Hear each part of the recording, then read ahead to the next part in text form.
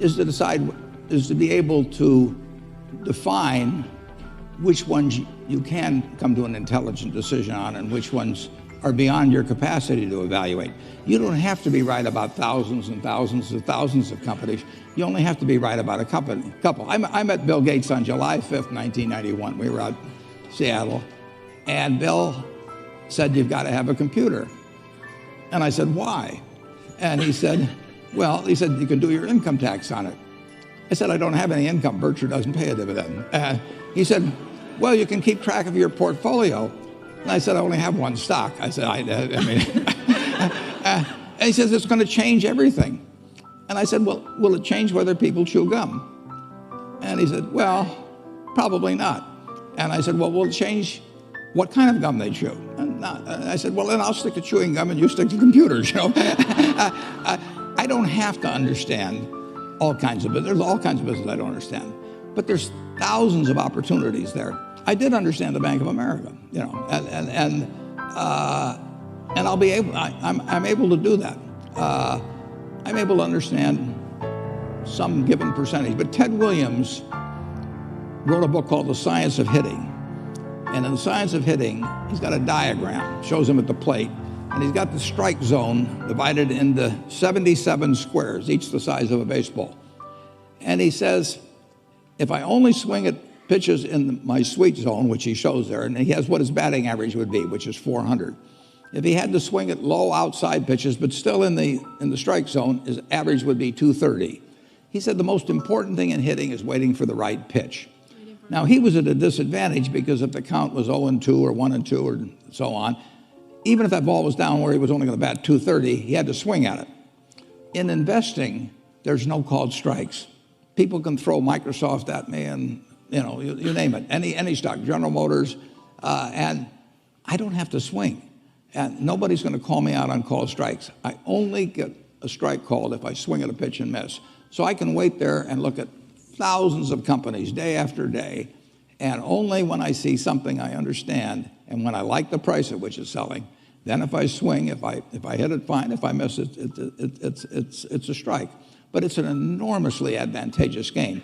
And it's a terrible mistake to think you have to have an opinion on everything. You only have to have an opinion on a few things. In fact, I've told students, if when they got out of school, they got a punch card with 20 punches on it, and that's all the investment decisions they got to make in their entire life, they would get very rich because they would think very hard about each one. And you don't need 20 right decisions to get very rich. 4 or 5 will probably do it over time. So I don't worry too much about the things I don't understand. If you understand some of these businesses that are coming along and can spot things on, if you can spot on Amazon, for example, it's a tremendous accomplishment what Jeff Bezos has done. And I tip my hat to him. He's a wonderful businessman. He's a good guy too. But could I have anticipated that he would be the success and 10 others wouldn't be? I'm not good enough to do that. But fortunately, I don't have to. I don't have to form an opinion on Amazon. And I did form an opinion on the Bank of America, and I formed an opinion on Coca-Cola. Coca-Cola's been around since 1886. There's 1.8 billion 8-ounce servings of Coca-Cola products sold every day. Now, if you take 1 penny and get 1 penny extra, that's $18 million a day.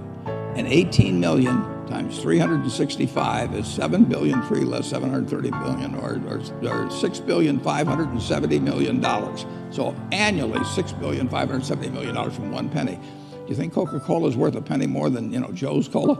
I think so. So, and I've got about 127 years of history that would indicate it. So those are the kind of decisions I like to make. And you may have an entirely different field of expertise than I would have, and probably much more up to date in terms of the kind of businesses that we're seeing evolve. And you can get very rich if you just understand a few of them.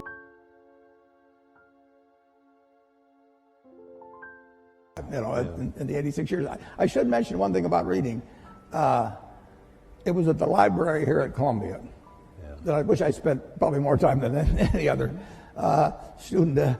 I lived there practically. But I pulled the book out there, happened to be Who's Who in America, and it told me something about my professor, Benjamin Graham, and then I looked up and I went to the library and I said, I want to learn more about this because I learned this over here. That changed my whole life. You know, we own Geico now because of that librarian directing me to some other book and then following through on that. It's the chance. I read about 1/5 the pace that Bill does, but I still spend 5 or 6 hours a day reading. I mean, it just, you can learn so much. I particularly love biography, just, you know, to be able to live the lives of these people that have been so extraordinary, the lessons and the, you know, the discouragements they face, just everything about it. So you can't get enough of reading.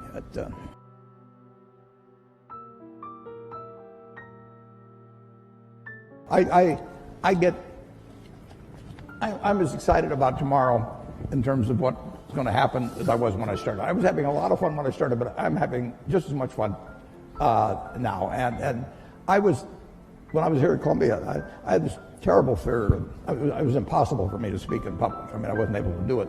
I actually read an ad in the New York Times. I went down to Midtown, signed up for a course, gave the guy a check, and then stopped payment on the check. I mean, I just petrified. But finally, and actually, after you get through hearing me today, maybe you'll wish I'd stayed afraid of public speaking, but that's another question. When I got out to Omaha, I finally decided I just had to do it, so I gave a guy $100 in cash, and once I parted with $100 in cash, I'd jump off the Grand Canyon to get my money's worth.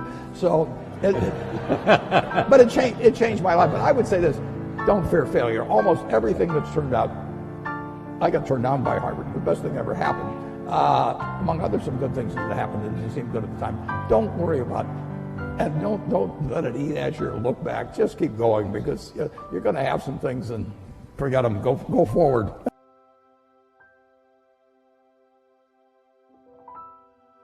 For one thing, I'd be a failure at anything else probably. I mean, I'm not gonna, no, I mean, I had fun when I was in my 20s, my 30s. Now I'm 86 and I'm having fun. And so I advise students as much as possible, look for the job that you would take if you didn't need a job. I mean, don't sleepwalk through life, and don't say it's all going to be great. You know, I'll do this and I'll do that, and I'm just marking time to get to be older. That, as I've told people, that's like saving up sex for your old age. I mean, it just is not it is not a good idea. Yeah.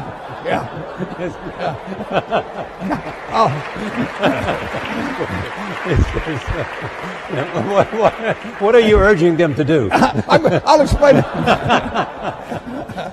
Just what I'm talking about.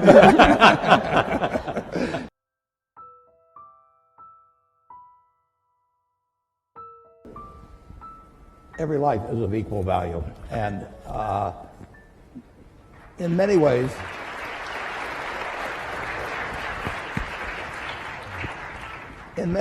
if you have a limited number of dollars, you actually can do more for more people outside the United States. We do have greater resources here for our 320 million people than exists around the world for 7+ billion people. So if you can improve the lot of more people by intelligently spending $1 billion or any other number in other areas of the world actually than here. And I get, coming from Omaha and having the money I have, people can say, well, why not spend it all in Omaha? You know, you grew up here in Omaha, it's done all kinds of things for you. And I absolutely acknowledge that. But in the end, if I've got X dollars to spend, I can make life better for more people if I can have it intelligently allocated in other parts of the world actually than the United States. And that draws a fair amount of criticism, but I live with it because that's just what.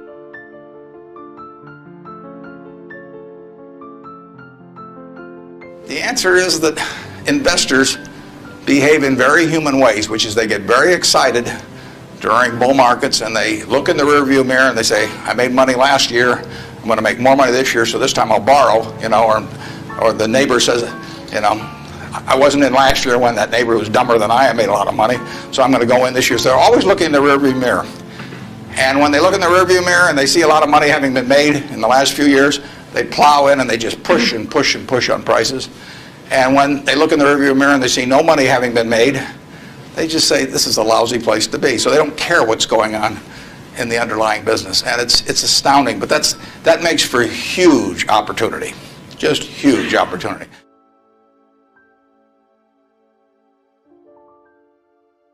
I've been taught by Ben Graham to buy things on a quantitative basis. Look around for things that are cheap.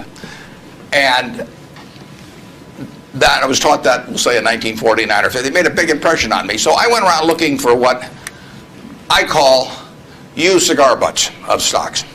And the cigar butt approach to buying stocks is that you walk down the street and you're looking around for cigar butts, and you find this on the street, this terrible looking, soggy, ugly looking cigar, one puff left in it. But you pick it up and you get your one puff. It's disgusting, you throw it away, but it's free. I mean, it's cheap. And then you look around for another soggy, one puff cigarette. Well, that's what I did for years. It's a mistake. Although you can make money doing it, but you can't make it with big money. It's so much easier just to buy wonderful businesses. So now I would rather buy a wonderful business at a fair price than a fair business at a wonderful price.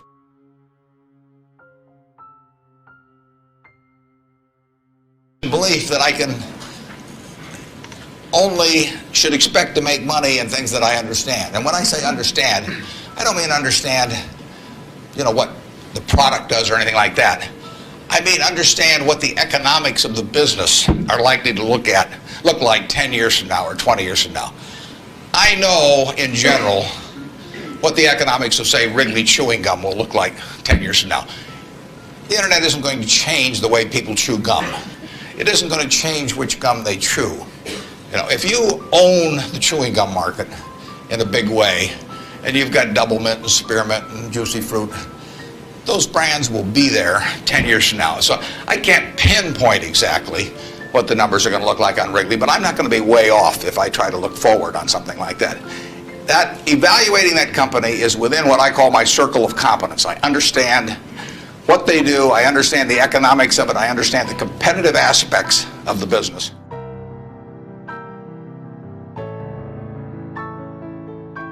Biggest mistakes we've made by far, I've made, not we've made, biggest mistakes I've made by far are mistakes of omission and not commission. I mean, it's the things I knew enough to do, they were within my circle of competence, and I was sucking my thumb. And that is really, those are the ones that hurt. They don't show up anyplace. I probably cost Berkshire at least $5 billion, for example, by sucking my thumb 20 years ago or close to it when Fannie Mae was having some troubles, and we could have bought the whole company for practically nothing. And I don't worry about that if it's Microsoft, because I don't know it. Microsoft isn't in my circle of competence. And so I don't have any reason to think I'm entitled to make money out of Microsoft or out of cocoa beans or whatever. But I did know enough to understand Fannie Mae, and I blew it. And that never shows up under conventional accounting. But I know the cost of it. I know. I passed it up. And those are the big, big mistakes. And I've had plenty of them. And unless I tell you about them in the annual report, and I resist the temptation sometimes, unless I tell you about them in the annual report, you're not going to know it because it doesn't show up under conventional accounting. But omission is way bigger than commission. There's big opportunities in life have to be seized. We don't do very many things, but when we get the chance to do something that's right and big, we've got to do it. And even to do it in a small scale is just as big a mistake almost as not doing it at all. I mean, you've really got to grab them when they come, and because you're not going to get 500 great opportunities.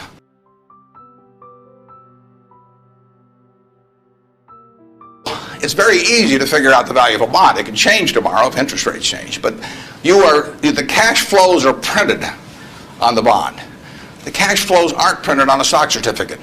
That's the job of the analyst, is to print out, change that stock certificate, which represents an interest in the business, and change that into a bond and say, this is what I think it's going to pay out in the future.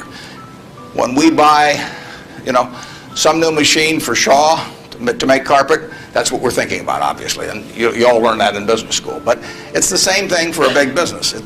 If you buy Coca-Cola today, the company is selling for about $110 to $15 billion in the market. The question is, if you had 110 or 15 billion, you wouldn't be listening to me, but I'd be listening to you incidentally. But the question is, would you lay it out today to get what the Coca-Cola company is going to deliver to you over the next 200 or 300 years? The discount rate doesn't make much difference as you get further out. And that is a question of how much cash they're going to give you. It isn't a question of, isn't a question about how many analysts are going to recommend it or what the volume in the stock is or what the chart looks like or anything. It's a question of how much cash it's going to give you. That's the only reason. It's true if you're buying a farm. It's true if you're buying an apartment house. Any financial asset. Oil in the ground, you're laying out cash now to get more cash back later on. And the question is how much are you going to get, when are you going to get it, and how sure are you? And when I calculate intrinsic value of a business, when we buy businesses, and whether we're buying all of a business or a little piece of a business, I always think we're buying the whole business because that's my approach to it. I look at it and say, what will come out of this business and when? And what you really like, of course, is them to be able to use the money they earn and earn higher returns on it as you go along. I mean, Berkshire has never distributed anything to its shareholders, but its ability to distribute goes up as the value of the businesses we own increases. We can compound it internally, but the real question is, Berkshire selling for, we'll say, 105 or so billion now. What can we distribute from that 100? If you're going to buy the whole company for 105 billion now, can we distribute enough cash to you soon enough to make it sensible at present interest rates to lay out that cash now? And that's what it gets down to. And if you can't answer that question, you can't buy the stock. You know, you can gamble in the stock if you want to, or your neighbors can buy it. But if you don't answer that question, and I can't answer that for internet companies, for example. There are a lot of companies, there are all kinds of companies I can't answer it for, but I just stay away from those.